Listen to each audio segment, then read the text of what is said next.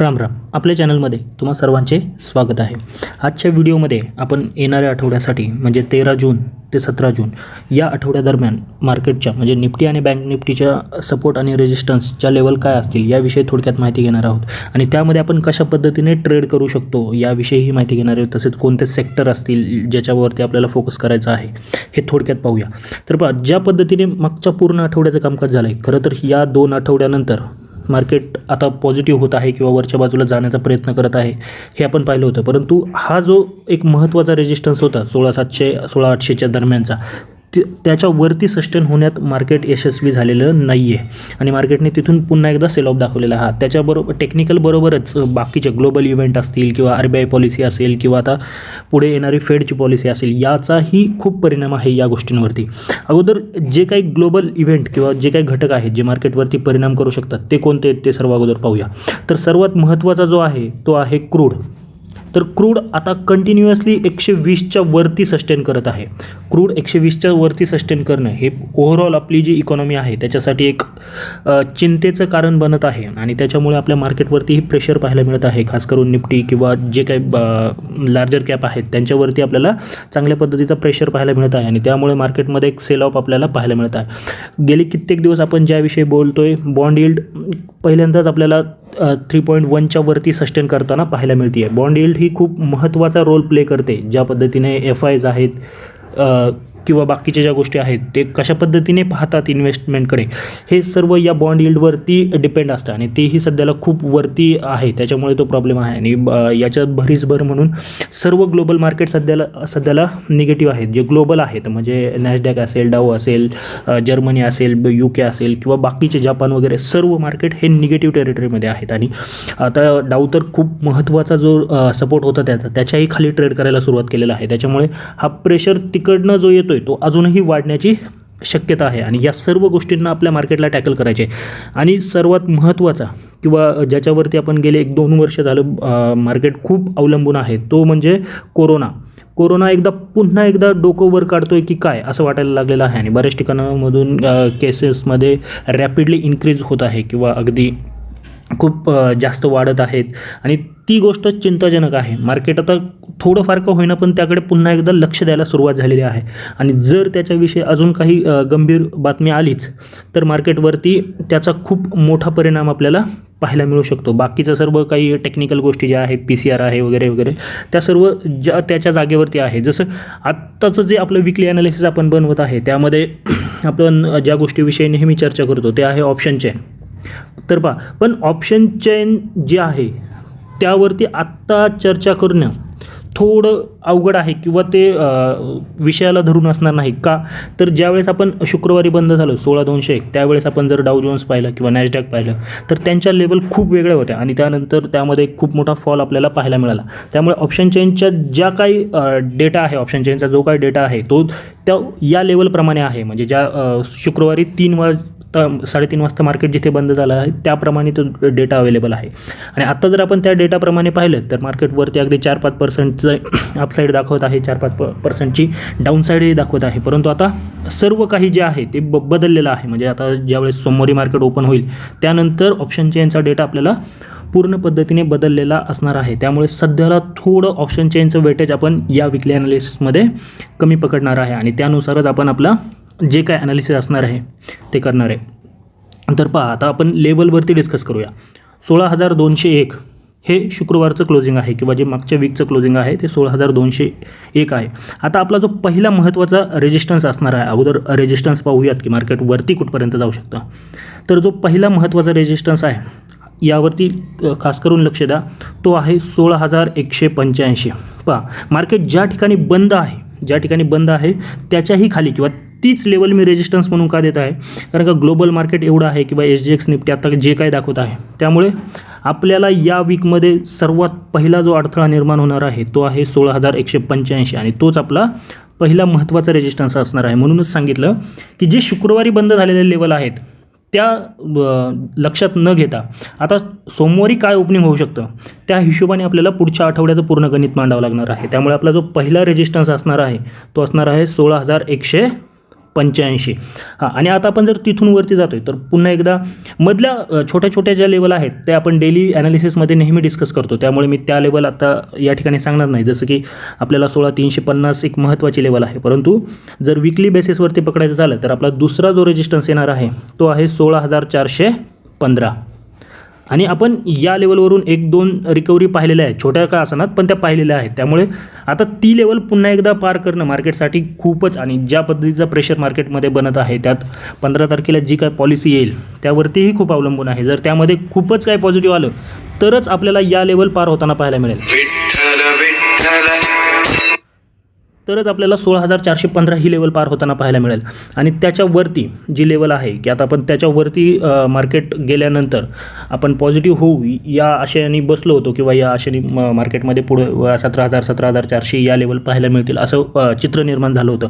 ती जी लेवल आहे ती असणार आहे 16630. 16630 ते 650. आता हाच या वीकसाठीचा फायनल रेजिस्टन्स आपल्यासाठी असणार आहे. हा, भले मग आपण 700 क्रॉस केलेला आहे मागच्या आठवड्यामध्ये किंवा त्याच्यावरतीही एक जाताना मार्केट पाहायला मिळालं, तरीही या वीकसाठी 16620च पकडूयात. तर 16620 650 हा जो झोन आहे हा महत्त्वाचा आणि तिसरा रेजिस्टन्स असणार आहे. सध्याच्या सिनेरिओमध्ये आपण याच्यावरती जाताना पाहत नाही आहे मार्केटला या वीकमध्ये.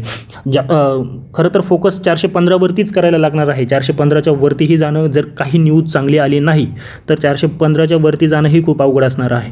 त्यामुळे आपण या वीकसाठी ज्यावेळेस ट्रेडिंगला सुरुवात करू त्यावेळेस आपला पहिला रेजिस्टन्स असणार आहे 16185, दुसरा असणार आहे 16415 आणि तिसरा असणार आहे 16620.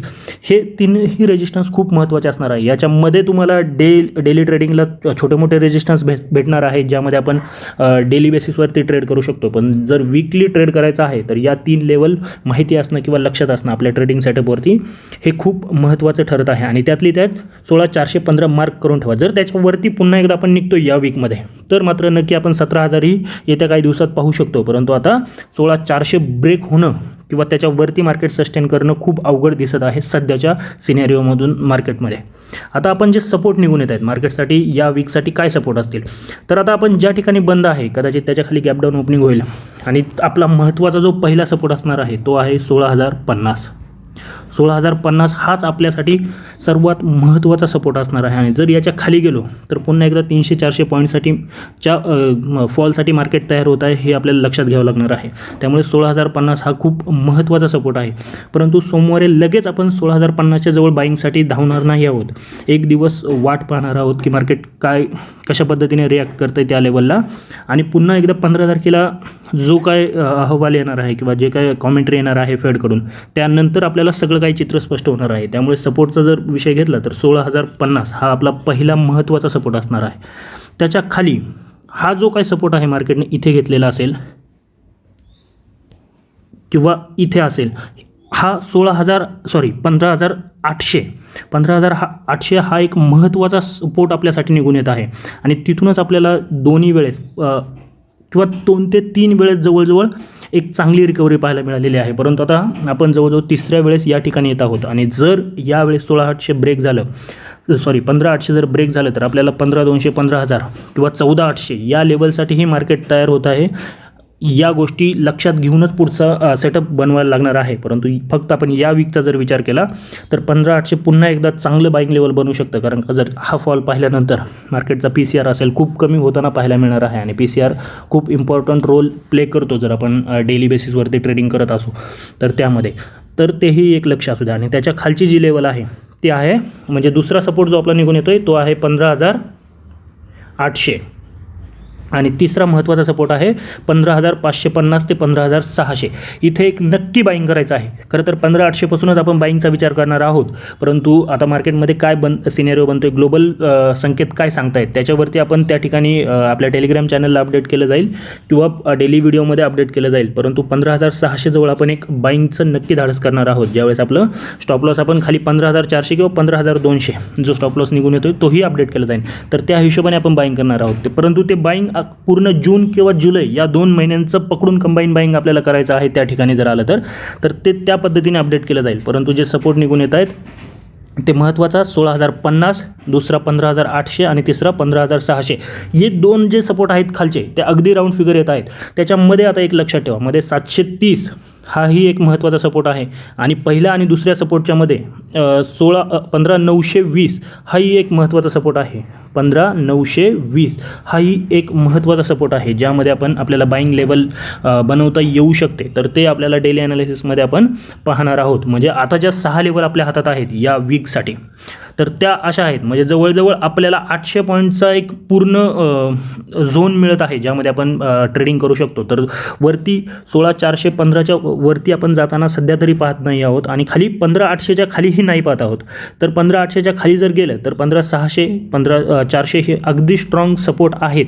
परंतु सध्याला आपण फक्त 15,800, कारण का एवढ्या वेळेस मार्केट तिथून वरती गेलेलं आहे, त्या पद्धतीने आपण कामकाज होताना पाहू शकतो. एक जर अंदाज बांधला आपण तर कदाचित उद्या इथे कुठेतरी म्हणजे 16,000च्या आसपास आपल्याला कुठेतरी ओपनिंग पाहायला मिळू शकतं आणि तिथून पुन्हा एक रिकव्हरी आणि पुन्हा एक जर काही न्यूज खराब आली तर फॉल येऊन 15,920च्या जवळूनच खरं तर मार्केट पुन्हा एकदा अपसाईड दाखवण्याची शक्यता आहे किंवा ही शक्यता नाकारता येत नाही. परंतु जर काही अजूनच न्यूज खराब आल्या किंवा कोरोना अजूनही वाढत आहे तर मात्र आपण खालच्या लेवलसाठी तयार असाव्यात. म्हणून 15,600, 15,550 ही महत्त्वाची लेवल आपण यामध्ये डिस्कस केलेली आहे. म्हणजे जर बाईंग करायचं आहे तर 15,920 पासून आपण विचार करू शकतो.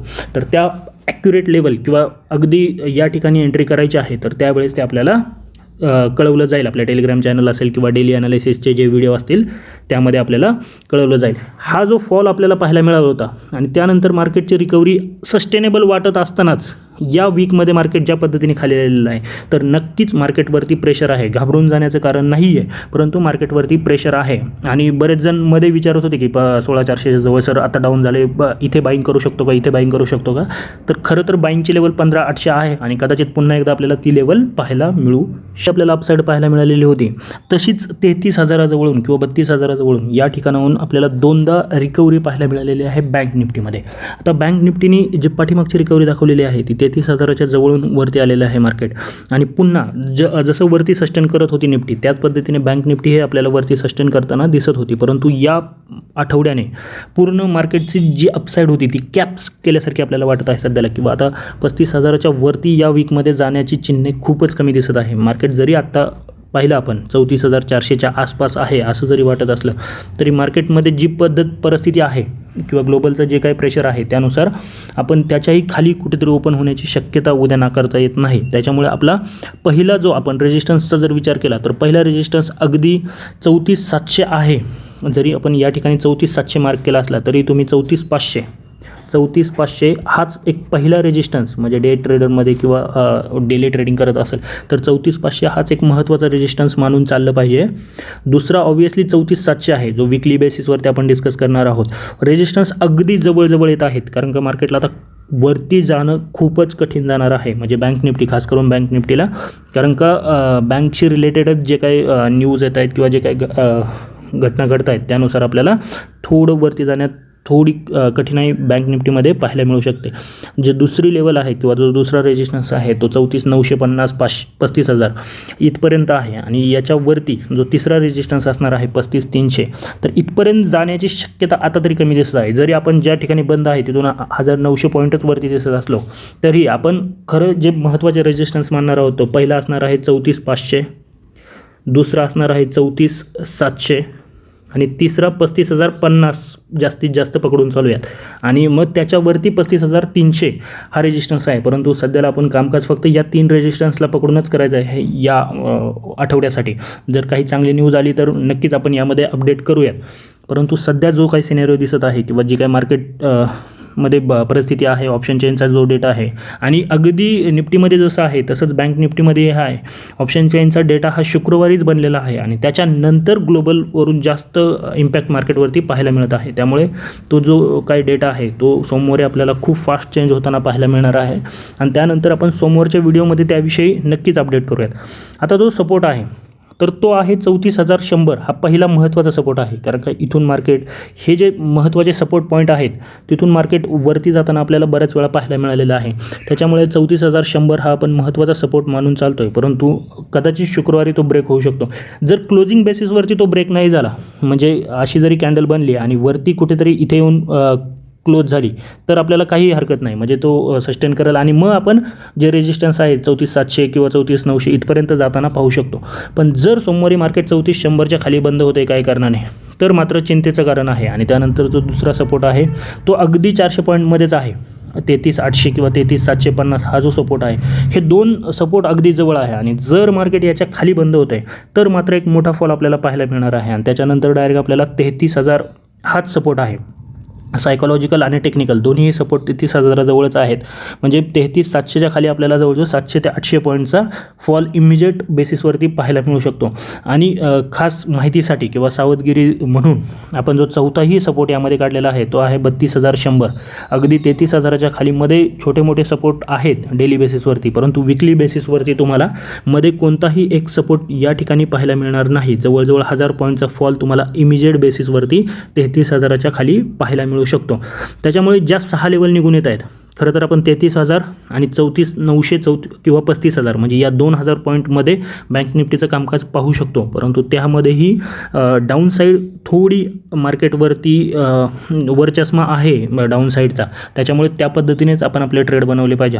तुम्हाला डेली बेसिसवरती एखादी रिकव्हरी नक्कीच या ठिकाणाहून अशी कुठेतरी पाहायला मिळेल, परंतु ती किती सस्टेनेबल आहे हे खरं तर आपल्याला 15 तारखेनंतर ज्यावेळेस फेडची कॉमेंट्री येईल किंवा त्या रेट हाईक असतील, किती बेसिस पॉईंटने करतायत वगैरे काय असेल, तर त्यावरती आपल्याला या गोष्टी ठरवायच्या आहेत. आणि अजून एक पॉझिटिव्ह गोष्ट याच्यामध्ये आपण अशी घेऊन चालू की मार्केटने खरं तर हे सर्व काही फेडची कॉमेंट्री येण्याच्या अगोदरच मार्केटने जे काही न्यूज येणार आहेत त्या डिस्काउंट केलेल्या आहेत.